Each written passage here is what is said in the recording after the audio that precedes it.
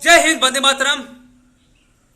जे सक्सेस हो ओकर बात अगर कहा था कि भैया ऐसे करे के चाहे ना, ओकर बात बहुत ध्यान से सुना। ये बदे ना कि जे आर्मी के तैयारी कैले हो ना वह जानेला दर्द होए के जानेला। दर्द का होला आखिरी दौर जब चले ले भैया 1600 ग्रुप 1।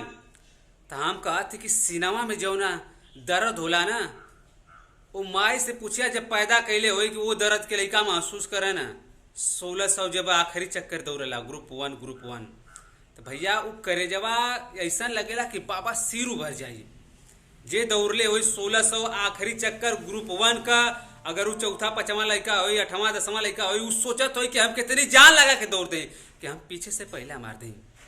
भैया जिगर के अंदर दम हो, जे दौड़ निकाल के अगर आर्मी में भर्ती हो ना, वो डायलॉग बाजी ना मारी, डायलॉग वह मारेला जे गांव में छुट्टा साड़ की तरह घूमत हुई, कुछ करत ना हो, दूसरे के देख के करी फलनवा सक्सेस ना भल सरवा ऐसे है तो वैसे है वैसे। अगर तू का करते अपने के देखा, हम का करते अपने के देखा।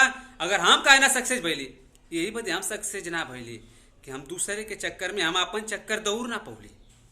भैया ये कहला कि एक जुनून जैसे जज्बात होले ना, जे तो के बतावत है जेकरे अंदर एक्सपीरियंस है उसे तू सीख ला, नहीं तो आओ वाला समय में ना ये जिंदगी तुहार नरक बन जाए, तू कोनो लायक ना बनबा।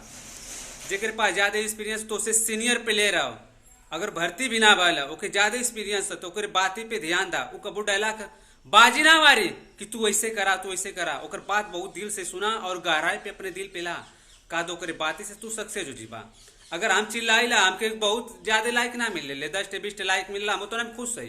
कम से कम हमें चाहे वाला तो केहू हो, केहू चाहत हमके आओ एक आका दू लेखन की जरूरत होले। महानता में पहले शुरुआत में बस एक लोग को जरूरत होले, फिर धीरे धीरे सब दीवाना बन जाला। ईश्वर प्रकृति सबकर होले, एक जानी का हो नाम।